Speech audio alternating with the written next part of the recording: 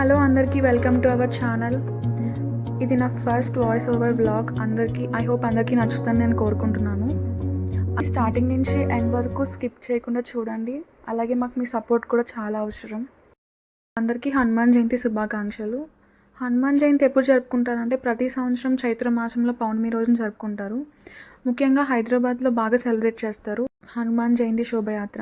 శ్రీ గురు చరణ సరోజ రజ. అది ఎక్కడి నుంచి స్టార్ట్ అవుతుంది అంటే కోటిలో గౌలిగూడ రామాలయం నుంచి స్టార్ట్ అయ్యి Abids Narayanaguda RTC cross roads Chikkadpally Kavadiguda city road Bata మీదుగా మహాన్కాళి అమ్మవారి టెంపుల్ నుంచి ప్యారడైజ్ ఆఖరిగా సికింద్రాబాద్లో టాడ్బన్లో హనుమాన్ టెంపుల్ దగ్గర ముగుస్తుంది.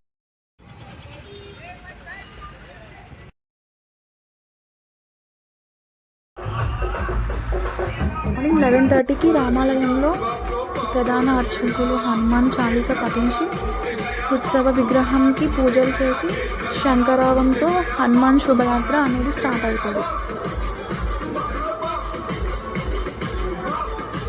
అదే కాకుండా హైదరాబాద్లోనే కర్మాన్ ఘాట్ హనుమాన్ టెంపుల్ నుంచి ఇంకో ర్యాలీ దిల్సుఖ్ నగర్ మలక్పేట్ మీదుగా కోటిలో మెయిన్ ర్యాలీ కలుస్తుంది.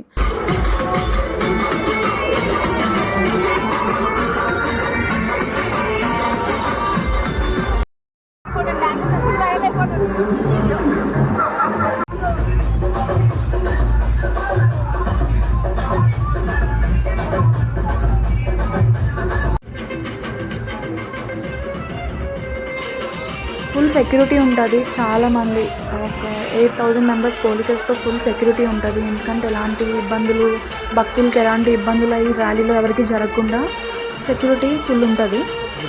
ఎక్కడ మనకి భక్తులకి ర్యాలీలో ఏం ఇబ్బంది లేకుండా వాటర్ బటర్ మిల్క్ ఇవన్నీ సప్లై చేస్తారు.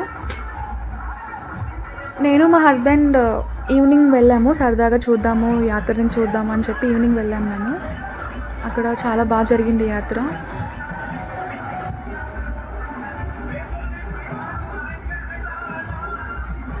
అక్కడ అందరూ హనుమాన్ గదతో అందరు ఫొటోస్ దిగుతున్నారు సరదాగా. అప్పుడు మాకు కూడా నచ్చి మేము కూడా తీసుకొని ఫొటోస్ దిగాం హనుమాన్ గదతో.